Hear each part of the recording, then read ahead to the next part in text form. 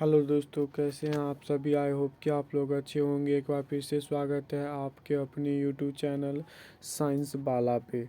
तो जो स्टूडेंट्स हमारे चैनल पे न्यू है वो हमारे चैनल को सब्सक्राइब कर लीजिएगा और बेल आइकन को ऑल प्रेस करना न भूलिएगा।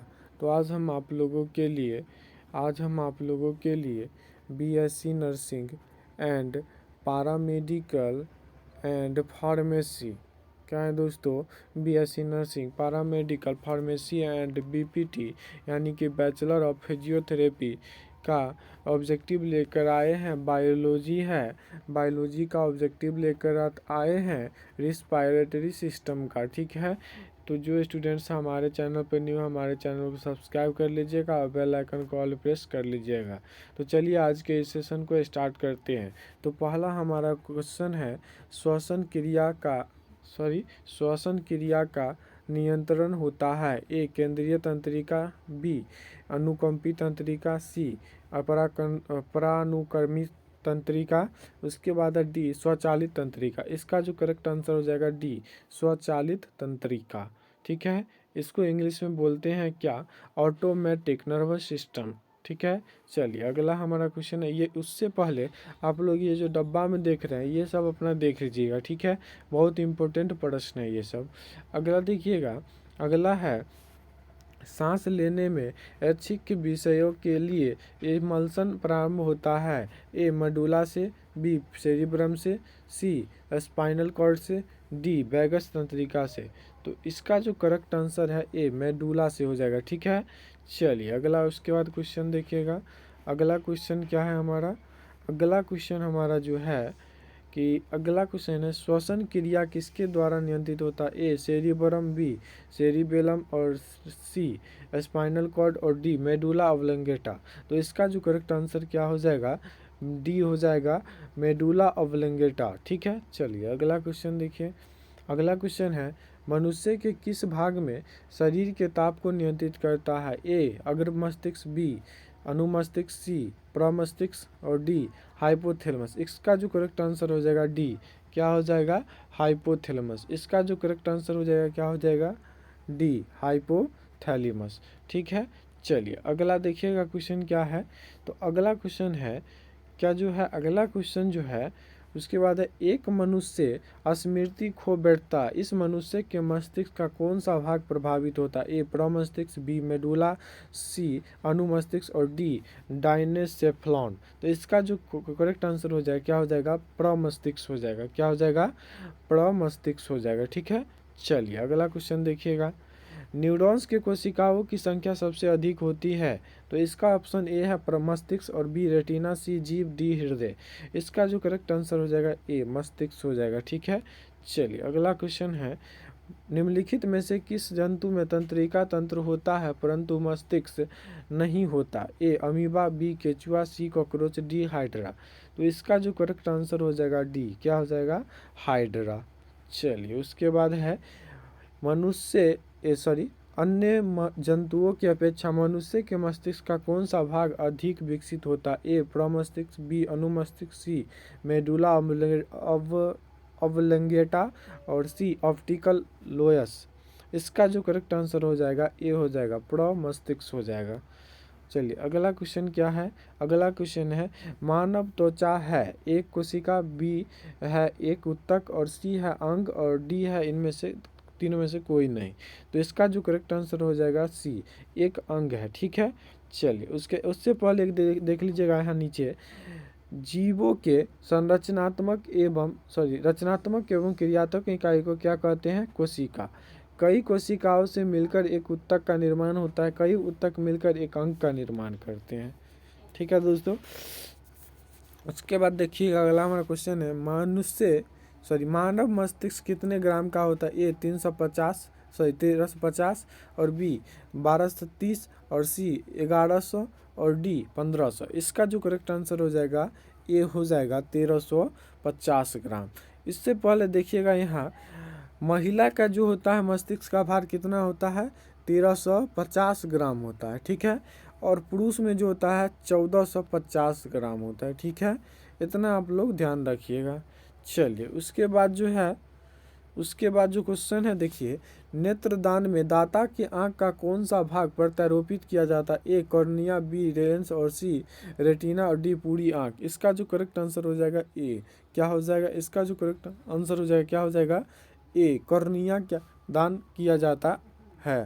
अगला क्वेश्चन देखिएगा, उससे पहले देखिए, रेटिना आंख में पाई जाते हैं, जिस पर वस्तु का प्रतिबिंब बनता है उसे क्या कहते हैं? प्रतिबिंब तो कहते हैं, रेटिना पर बनता है। ठीक है, हमारा जो क्या बनता है, चित्र जो बनता है वह किस पर बनता है? तो दोस्तों रेटिना पर बनता है। उसके बाद देखिएगा अगला क्वेश्चन है, आइरिस का क्या काम होता है? ए आंख में जाने वाली प्रकाश की मात्रा को नियंत्रित करना, बी आंख में जाने वाली प्रकाश की मात्रा को लौटाना, सी प्रतिबिंब लेंस को चित्र भेजना और डी इनमें से कोई नहीं। इसका जो करेक्ट आंसर हो जाए ए आंख में जाने वाली प्रकाश की मात्रा को नियंत्रित करना। उसके बाद जो अगला क्वेश्चन है देखिएगा, अगला क्वेश्चन क्या है?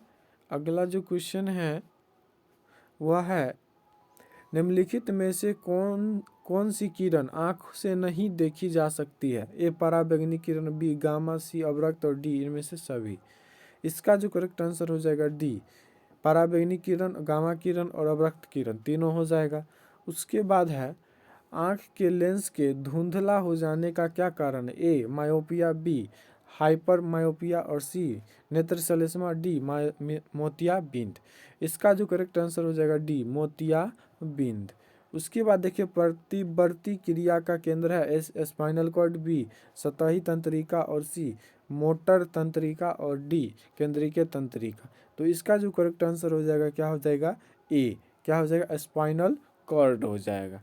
उसके बाद जो क्वेश्चन है, न्यूरॉन इकाई है? ए संयोजी ऊतक की और बी तो पेशीय ऊतक की और सी एपिथेलियम ऊतक की और डी तंत्रिका ऊतक की। इसका जो करेक्ट आंसर हो जाएगा तंत्रिका ऊतक की, डी हो जाएगा। ठीक है, उसके बाद चलिए अगला क्वेश्चन देखिएगा, ये सब छोड़ दीजिए, उतना महत्वपूर्ण नहीं है। यहाँ देखिएगा, स्पर्शदंश का प्रभाव शरीर के किस अंग पर सबसे पहले होता है? ए नाड़ी मंडल पर, बी मस्तिष्क पर, सी तंत्रिका पर, डी फेफड़ा पर। इसका जो करेक्ट आंसर हो जाएगा सी तंत्रिका तंत्र पर। आँख का अंदरूनी पीछे का पृष्ठ कहलाता है? ए पुतली यानी प्यूबिल और बी दृष्टिपटल यानी रेटिना, सी रक्तपटल यानी क्रोइड और सी स्वच्छमंडल यानी कॉर्निया। इसका जो बी आंसर क्या हो जाएगा? करेक्ट हो जाएगा रेटिना यानी दृष्टिपटल। उसके बाद जो क्वेश्चन है, सबसे अधिक अपवर्तनांक वाला भाग आँख का अंग कौन सा है? तो ए कॉर्निया, बी एक्वस ह्यूमर और सी लेंस और डी कच्छाप द्रव। इसका जो करेक्ट आंसर हो जाएगा सी कच्छाप द्रव हो जाएगा। अगला है, हृदय स्पंदन नियंत्रित करता है? ए गति प्रेरक, बी वेगस तंत्रिका, सी सिंपैथेटिक तंत्रिका और डी इनमें से सभी। इसका जो करेक्ट आंसर हो जाएगा सी सिंपैथिक तंत्रिका द्वारा। उसके बाद है, उससे पहले आप लोग यहाँ देख लीजिएगा जितना भी है ये नीचे में। अगला देखिए क्वेश्चन, आँख का रंग किसके मौजूद वर्णक पर निर्भर करता है? ए कॉर्निया पर, बी आइरिस पर, सी सल्काओं पर, डी शंकुओं पर। तो इसका जो करेक्ट आंसर हो जाएगा सी सल्काओं पर। ठीक है, चलिए अगला क्वेश्चन है, अंधेरे में देखने की आँख की क्षमता एक पराबैंगनी वर्णक के उत्पादन के कारण होता है, उसका नाम बताइए। ए कैरोटीन के कारण, बी रोडोप्सिन के कारण, सी आइडोटॉप्सिन के कारण और डी रेटिनिन के कारण। तो इसका जो करेक्ट आंसर हो जाएगा बी रोडोप्सिन के कारण हो जाएगा। चलिए उसके बाद है, एनोसीमिया कहते हैं? ए स्वाद संवेदना की कमी को, बी घ्राण संवेदना की कमी को, सी स्पर्श संवेदना की कमी को, डी उष्मा संवेदना की कमी को। इसका जो करेक्ट आंसर हो जाएगा बी घ्राण संवेदना की कमी को। उसके बाद जो है, उसके बाद है, परितृप्ति या प्यास के केंद्र मानव मस्तिष्क के में कौन निम्नलिखित में से कौन की भाग है? तो देखिए इसका जो ऑप्शन ए है अग्र मस्तिष्क, बी हाइपोथैलेमस, सी मेडुला और डी ऑप्टिकल लोब। इसका जो करेक्ट आंसर है बी। बी जो होता है यहाँ क्या है? प्यास, भूख, प्यास तो ही गया, उसके बाद प्यार, घृणा, ये सभी क्या करता है? हाइपोथैलेमस के द्वारा नियंत्रित होता है। ठीक है, चलिए उसके बाद देखिएगा, मानव शरीर में रक्तचाप नियंत्रित करता है? ए अधिवृक्क ग्रंथि, बी थायराइड ग्रंथि, सी थाइमस और डी पीतपिंड। तो इसका जो करेक्ट आंसर हो जाएगा ए अधिवृक्क ग्रंथि करती है। उसके बाद है निम्नलिखित में से किसकी उपस्थिति के कारण किसकी ऊपर गिरगिट का रंग बदलता है? ए हीमोग्लोबिन, बी वर्णकी लवक और सी क्लोरोफिल, डी बातरंत्र। इसका जो करेक्ट आंसर हो जाएगा बी वर्णकी लवक। उसके बाद है मानव त्वचा बिना छाले पड़े अधिकतम कितना ताप सह सकता है? ए 40 डिग्री, बी 60 डिग्री और बी 60 डिग्री और सी 80 डिग्री और डी इनमें से कोई नहीं। इसका जो करेक्ट आंसर हो जाएगा ए 40 डिग्री सेल्सियस। दृष्टिपटल की यथार्थता काम करता है? ए एमाक्राइन कोशिका, बी कनिकामय कोशिका, सी सल्का कोशिका और डी शंकु कोशिका। इसका जो करेक्ट आंसर हो जाएगा डी शंकु कोशिका। एक व्यक्ति की भूरी आंखें, नीली आंखें, काली आंखें इनमें से किसमें विशेष रंजक की मौजूदगी के कारण होता है? ए पुतली, बी कॉर्निया, सी आइरिस, डी कोरायड। इसका जो करेक्ट आंसर हो जाएगा सी आइरिस हो जाएगा।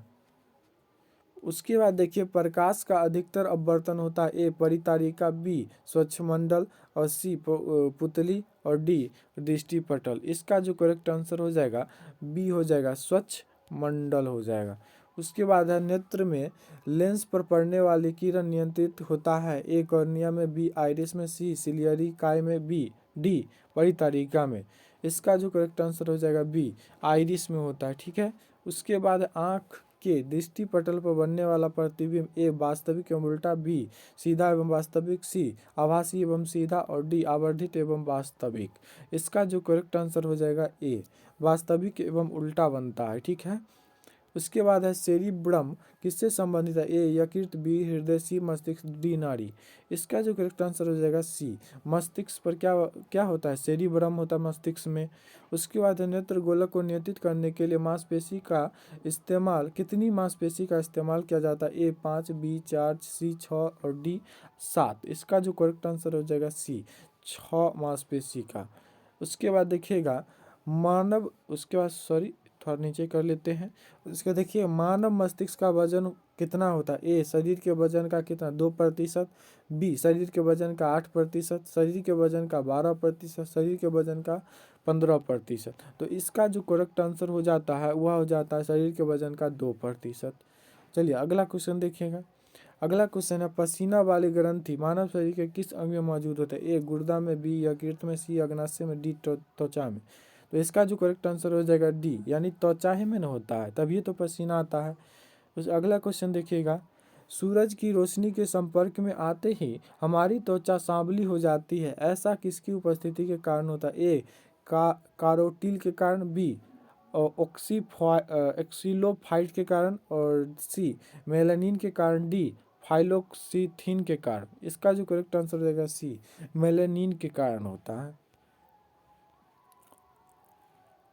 अगला क्वेश्चन है उससे पहले आप लोग ये जो डब्बा में देख रहे हैं ये सब एक बार आप लोग रीड कर लीजिएगा। ठीक है।